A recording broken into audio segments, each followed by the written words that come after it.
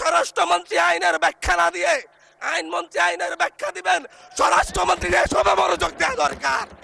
স্বরাষ্ট্রমন্ত্রীর মনোযোগ দেওয়া দরকার সারা দেশে কোথায় কোথায় সন্ত্রাসীরা রয়েছে সেই সকল সন্ত্রাসীদের তালিকা করে তাদেরকে বিচারের ব্যবস্থা করা দরকার। আমরা রক্ত জড়িয়েছি বলে আপনারা আজকে সংসদে প্রধানমন্ত্রী স্বরাষ্ট্রমন্ত্রী হয়েছেন।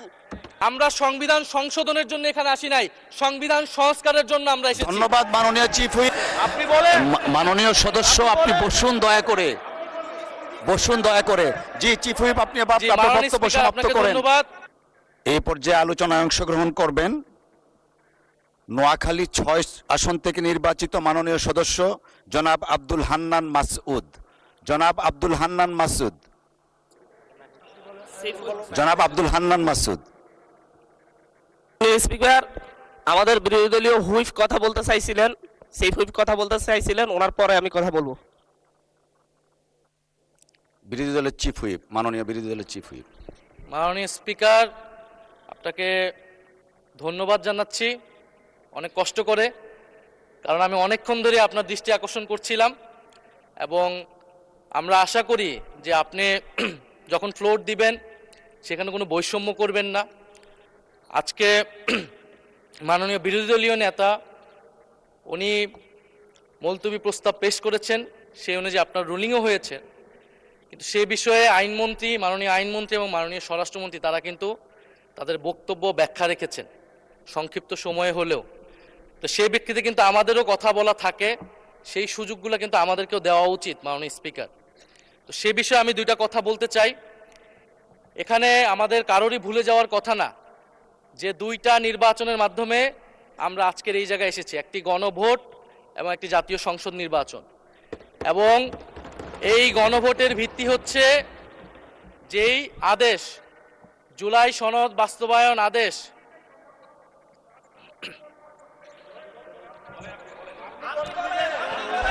আপনি বলেন। মাননীয় সদস্য আপনি বসুন দয়া করে, বসুন দয়া করে।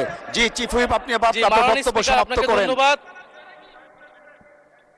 মাননীয় স্পিকার, তাহলে আমরা আর এখানে না থাকি, আমরা তাহলে আর দরকার নেই। মাননীয় চিফ হুইপ আপনার মাইক অন আছে, প্লিজ ডু কন্টিনিউ। মাননীয় স্পিকার, আমাদের বক্তব্যটা হচ্ছে খুবই সুস্পষ্ট, যেখানে বারবার বিভিন্ন বক্তব্যে আমাদের যে গণভোট হয়েছে, গণরায় হয়েছে, গণভোটের আদেশ ছিল, সেই আদেশকে অমান্য করা হচ্ছে, সেই আদেশকে অসাংবিধানিক বলা হয়েছে, যার ভিত্তিতে আমরা এখানে এসেছি সেটাকে মাননীয় অসাংবিধানিক বলা চিফ হচ্ছে। হুইপ আপনার স্পেসিফিক কিছু থাকলে বলেন, আর না হলে আপনাকে ফ্লোর দেয়া হয়েছে। মাননীয় স্বরাষ্ট্রমন্ত্রী তার বক্তব্যে বলেছেন সংস্কার কমিটি করার প্রস্তাব এনেছেন। ধন্যবাদ, এটা ম্যাটারটা রিজলভ হয়ে গেছে। ইনি এটা বলতেই পারেন না, কারণ আমরা গণভোটের আদেশে গণভোটে অংশগ্রহণ করে সবাই আজকের এই জায়গায় এসেছি।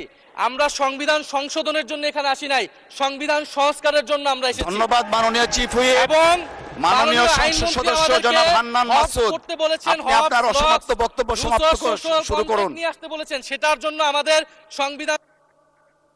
ধন্যবাদ, ধন্যবাদ মাননীয় চিফ হুইপ। জাতীয় সংসদের মাননীয় সদস্য নোয়াখালী ৬ আসন থেকে নির্বাচিত জনাব আব্দুল হান্নান মাসুদ, আপনি আপনার অসমাপ্ত বক্তব্য সমাপ্ত করুন। ধন্যবাদ মাননীয় স্পিকার। একটু একটু ধৈর্য ধরেন, ওনার বক্তব্যটা শেষ হোক। আমি একটু বসেন, বক্তব্যটা শেষ হোক ওনার। এখানে দাঁড়িয়েছি নিপীড়িত, লাঞ্ছিত, বঞ্চিত মানুষের প্রতিনিধি হয়ে কথা বলতে। আমি এসেছি। ওনার বক্তব্য ৬ মিনিট। মাননীয় স্পিকার, আমি বুঝতে পারছি না সময়গুলো কিভাবে বন্টন করা হয়। সরকার দলের হলো 8 মিনিট, বিরোধী দলের হলো 6 মিনিট, এভাবে তো কথা বলতে পারবো না। মাননীয় স্পিকার, পাশাপাশি আমি এই সংসদের সর্বকনিষ্ঠ এমপি, বাংলাদেশের ইতিহাসের সর্বকনিষ্ঠ এমপি। আমি এখানে দাঁড়িয়ে আপনারা যে জেনজির কথা বলেন, সেই জেনজির প্রতিনিধি হয়ে আমি সংসদে কথা বলতে আসছি। আপনি যদি বলেন যে জেনজিরা কি চাই, আমি বলছি জেনজিরা 72-এর সংবিধান আর চাই না। আপনি যদি বলেন জেনজিরা কি চাই, আমি বলতে এসেছি জেনজিরা এটাই চাই, স্বাধীনতার 30 বছর পরে জন্ম নিয়ে আমার মতো যারা সন্তানরা রয়েছে তারা কেন ভোটাধিকার পাই নাই, তার জবাব চাই। আমরা তো স্বাধীন বাংলাদেশে জন্ম নিয়েছি মাননীয় স্পিকার। আমাদের কি ভুল ছিল? আমরা তো নতুন মানচিত্র পেয়েছি, আমরা তো নতুন পতাকা পেয়েছি, আমরা নতুন সীমানা পেয়েছি। আমাদের পূর্বপুরুষরা 1971 সালে রক্ত দিয়ে আমাদের জন্য একটি নিরাপদ বাংলাদেশ গড়তে চেয়েছেন, কিন্তু আমরা কি সেই নিরাপদ বাংলাদেশ পেয়েছি? আমরা কি সেই নতুন বাংলাদেশ পেয়েছি? আমরা তো সেই নতুন বাংলাদেশ মাননীয় স্পিকার পাই নাই। 71-এ 30 লক্ষ মানুষ শহীদ হয়েছে, জীবন দিয়েছে, তাদের পরবর্তী সন্তানরা যেন নিরাপদ বাংলাদেশে ভোটাধিকার পায়, যেন রক্ষী বাহিনী না হয়, যেন ভোটাধিকার পায়, যেন আবার দুর্ভিক্ষ না হয়। কিন্তু আমরা কি দেখেছি? আমরা দেখেছি বাংলাদেশে দুর্ভিক্ষ হয়েছে। 1973 সালে ভোট চুরি হয়েছে। আমরা দেখেছি তার পরবর্তী সময়ে শহীদ প্রেসিডেন্ট জিয়াউর রহমান বাংলাদেশকে অর্থনৈতিকভাবে, রাজনৈতিকভাবে, গণতান্ত্রিকভাবে বাংলাদেশকে পুনরুদ্ধার করার জন্য উনি অটল ভূমিকা রেখেছেন। উনি আমার দ্বীপ হাতিয়াতে 3 বার গিয়েছেন। আমি যেদিকে তাকিয়েছি, আমার এই বেড়িবাঁধ কে করে দিয়েছে? মেজর জিয়াউর রহমান। আমার এই খালকে খনন করে দিয়ে গেছে মেজর জিয়াউর রহমান। তারপরে এরশাদ এসেছে, বেগম জিয়া এসেছেন।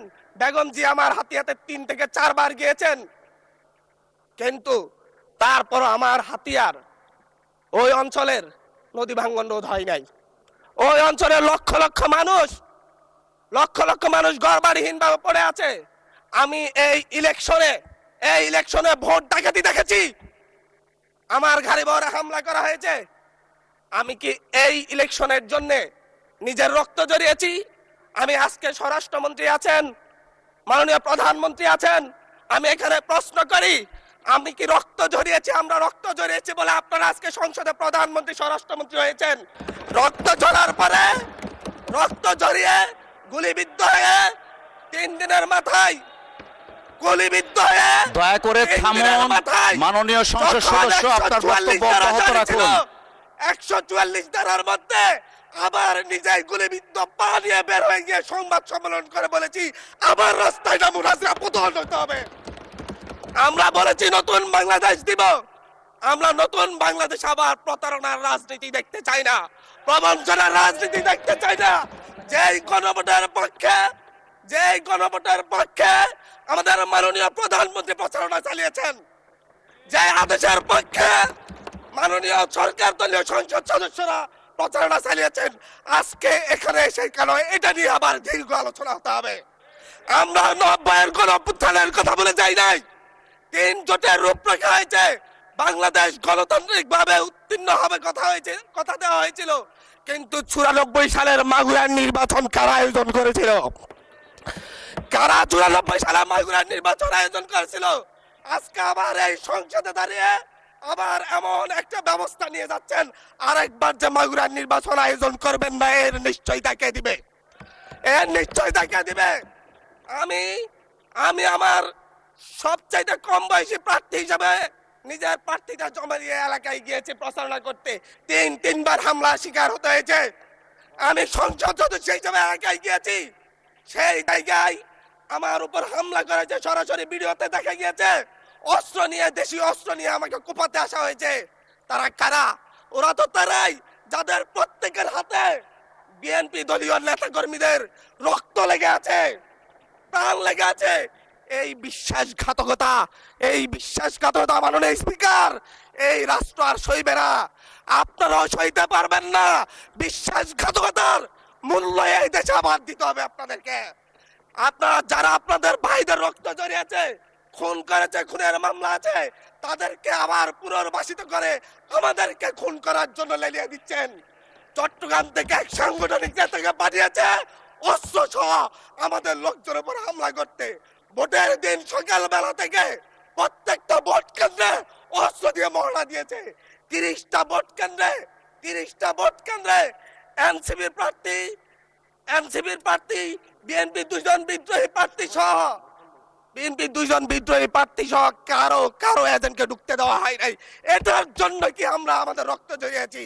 মাননীয় স্পিকার, ইলেকশনের একদিন পরে আমাকে আর 1 মিনিট বাড়িয়ে দিবেন মাননীয় স্পিকার, 1টা মিনিট। মাননীয় স্পিকার, ইলেকশনের পর দিন এক নারী অভিযোগ করেছেন, এক নিরীহ নারী, ওনাকে ধর্ষণ করা হয়েছে শুধুমাত্র শাপলাগুড়িতে ভোট দেওয়ার কারণে। 1 ঘন্টার মধ্যে এক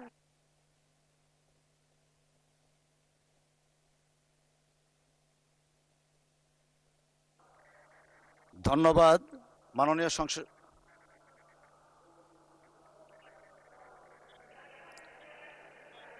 আচ্ছা ঠিক আছে, 1 মিনিটের মধ্যে সংক্ষিপ্ত শেষ করবেন, 1 মিনিট। মাননীয় স্পিকার, একজন ভুক্তভোগী নারী অভিযোগ করেছে ওনাকে ধর্ষণ করা হয়েছে শাপলাবলিতে ভোট দেওয়ার কারণে। সার্কেল এসপি 1 ঘন্টার মধ্যে বলেছে এই ধরনের কোনো ঘটনা ঘটে নাই। আজকে 42 দিন পার হয়েছে, এখনো ডিএনএ রিপোর্ট আসে নাই।